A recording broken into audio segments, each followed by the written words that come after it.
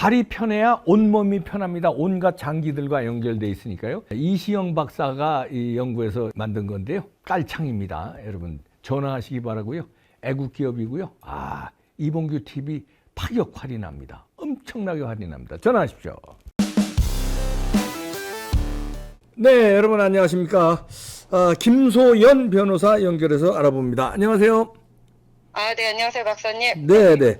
그 MBC 압수수색 당하더라고요. 그 한동훈 장관 그 개인정보 막 털고 이래서 그런 네. 거죠. 네.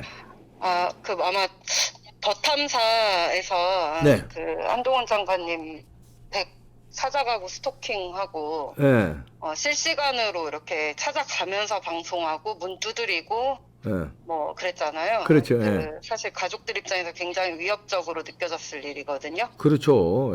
네. 네네. 근데 그게 이제 개인의 뭐 집 주소까지 어떻게 알고 갔는지 뭐 궁금했는데 그 관련해서 아마 고발이 이루어져서 오늘 그 당사자가 MBC 기자라고 뭐 의혹이 있어서 이제 압수수색을 했더라고요. 예. 네. 기자를 압수수색하는 건 이건 참 굉장히 이례적인데. 네, 그 MBC 입장에선 굉장히 치욕적인 일일 거고. 그렇죠. 예. 그리고 뭐 보도윤리라는 게 있잖아요. 예. 네, 그런 보도윤리를 또 위반한 초유의 사태로 기록으로 남을 것 같습니다. 그러게요. 네. 그러면 이거 MBC가 문제가 그동안 많았는데 이런 뭐 보도 윤리를 저버린 적이 너무 많아서 근데 이건 어떻게 처벌이 뭐 확실시 되나요? 어떻게 봅니까? 요즘 특히 개인정보보호법에 대해서 네. 엄격하게 처벌하고 있기 때문에 네. 아마 그 경위에 대해서 타당하게 설명하지 못한다면 예. 납득할 만한 이유가 없었다면 뭐 최소한의 처벌이 나올 것이고 그로 인한 그 피해가 막심했잖아요. 예. 네네. 그래서 이 부분은 뭐 기자로서 네. 또 사내에서도 엄중히 징계를 해야 될 뭐 사안이라고 보고 있거든요. 예. 그리고 제가 알기로는 기자들 사이에서 자기네 방송사 또는 자기네 언론사가 취재한 내용을 타 언론사한테 제공하는 거는 네.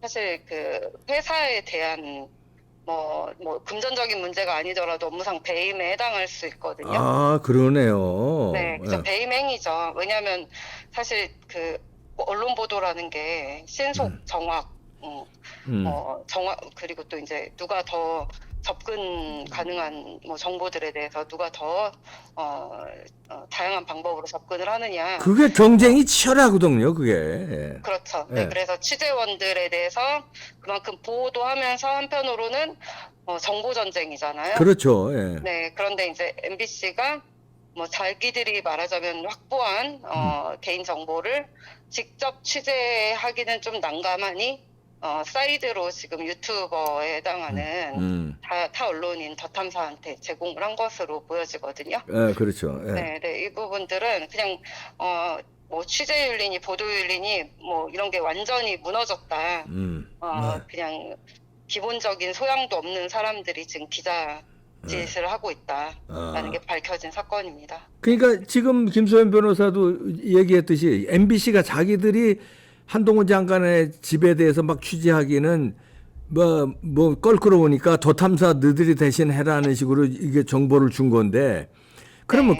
껄끄럽다는 건 법에 저촉된다는 걸 알고 있었다는 얘기 아닙니까? 그러면서 이걸 제공해 주는 건 법적으로도 이게 뭡니까? 제3자 무슨 뭐 이런 게 있나요? 아니면 어떻게 법적으로 그러니까 신상 개인 정보 유출 이거 말고도 법적으로 뭐가 있나요? 그 더 탐사가 만약에 이제 네. 그 스토킹 뭐 여러 다른 범죄로 지금 아마 고발돼서 예. 조사를 받고 있을 텐데 그 기존에 이제 구속영장도 청구가 됐었잖아요. 네. 네, 그 범죄에 대해서 뭐 교사범이나 방조 뭐 공범으로 의율할 수도 있겠죠. 일부러 개인정보를 넘겨서도 한번 가봐. 만약에 이렇게 시켰다고 한다면 예. 그 더 탐사가 구속이 될 뻔한 사건에 공범이 될 수도 있죠. 그래서 공범까지 갈 수 있는 거죠. 네네네. 아. 그렇게 될 수도 있고, 음. 지금 뭐, 저는 약간 기시감이 드는데, 예. 이제 아, 또. 한동훈 장관님이셔서 이게 굉장히 크게 지금 다가오고, 또 엄중히 보도가 됐었고, 또, 음. 엄중히 다뤄지고 있는데, 음. 하물며 법무부 장관 개인정보도 이렇게 함부로 취급하는 예. 기자들인데, 예. 일반 개인들에 대해서는 얼마나 함부로 할 것인지, 그렇죠. 네, 기본적인 양심은 있는지, 음. 준법 정신은 있는지, 예. 이런 부분들을 총체적으로 점검이 필요할 것으로 보여지고요. 예. 네, 저 같은 경우는 뭐, 2018년에 예. 이미 비슷한 일을 겪었었어요. 아니, 김소연 네. 변호사도요? 어떤 일을? 네네. 어떤 그러니까 일이죠? 대전에는 많이 알려졌는데, 예. 박범계 장관하고 저하고 이제 좀 문제가 있었잖아요. 예, 예. 네, 측근들 구속되고 막 그랬었거든요. 예. 불법 선거 자금으로. 근데 측근들 구속되고 나서, 대전에 방송 3사가 취재를 하러 온 적이 있었어요. 시의원 할 때 시의원 방에. 예, 근데요. 그때 이제 취재했던, 공식 취재 내용 플러스, 취재 후에 이제 오프 더 레코드로 했던, 비보도 전제의 기자들과의 대화 내용이, 예.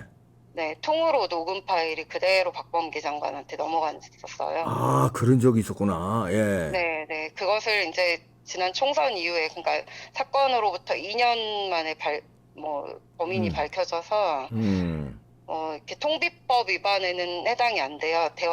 어쨌든 참여했던 사람들이 기자가 녹음을 했기 때문에, 예. 녹음 파일, 그러니까 취재 파일을 넘긴 거라서 통비법에는 해당 안 되지만, 예.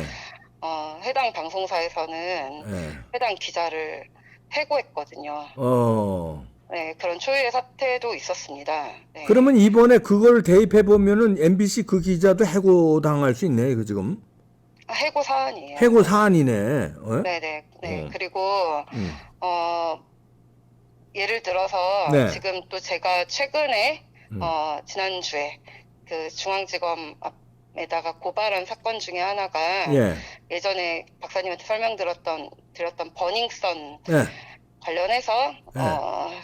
포렌식 업자가, 예. 해당 내용을, 정준영 씨의 황금폰을 3년간 들고 있다가, 공익신고 형태로 이제, 이렇게 넘기고, 그걸로 인해서 버닝썬 사건이 덮여진 일이 있었는데, 네. 그때도, 포렌식 업자 자체가 개인정보보호법을 위반한 건 당연하고요. 예. 그때 단독 보도를 많이 했던, SBS 강경윤 기자라고 있어요. SBS 네. 연예뉴스에. 강경윤 기자가, 그 카톡방에 있던 성범죄 피해 여성의 개인 정보를 네. 작년 연말쯤에 다른 방송사에 넘겨가지고, 예.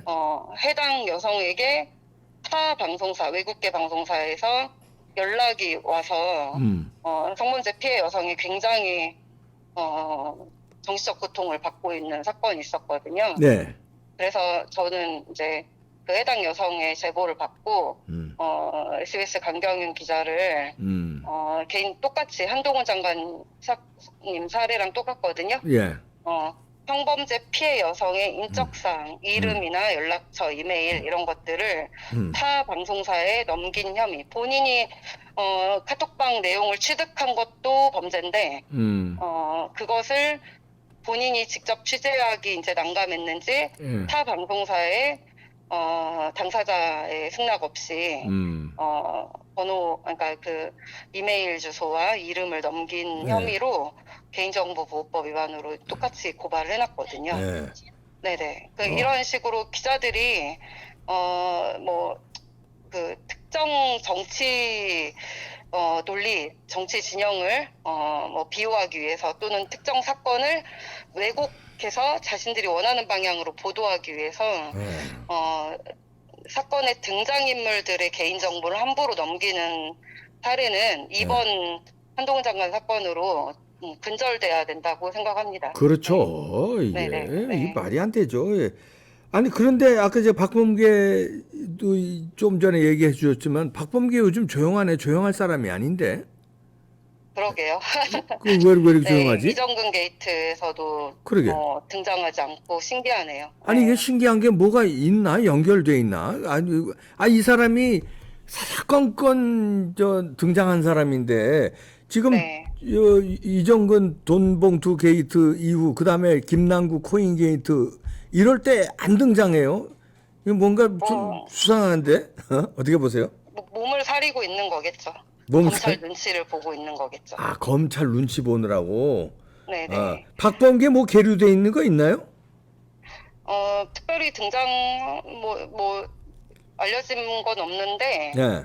네, 뭐 그런데 전혀 관계가 없을까요? 물론 그래요. 박범계 의원은 예. 그 친문 뭐 친이 이런 데서 이너서클은 다 아니라고 알려져 있긴 하거든요. 민주당 내에서도. 별로 좋아하는 사람들이 없어서 네. 네, 캐릭터가- 이너서클은 못 들어간다고 다들 얘기를 하는데 예. 뭐 일단은 지금 사건의 핵심 예. 뭐로 등장하지는 않고 있습니다. 그러게요. 네. 네. 그래서 뭐 저는 좀 수상한 게 그냥 이런 뭐 뇌피셜입니다. 초기. 네. 야, 네. 이거 돈봉투 관련해서든 아니면 코인 게이트든 뭔가 이게 골치 아픈 게 있나? 예? 그래서 적극적으로 못 나서나? 이런 의심도 가요. 뭐 그거야 나중에. 그냥 뭐 예. 지역에서 예. 보는 박범계 의원에 대한 예. 평판을 비추어 볼 때 예.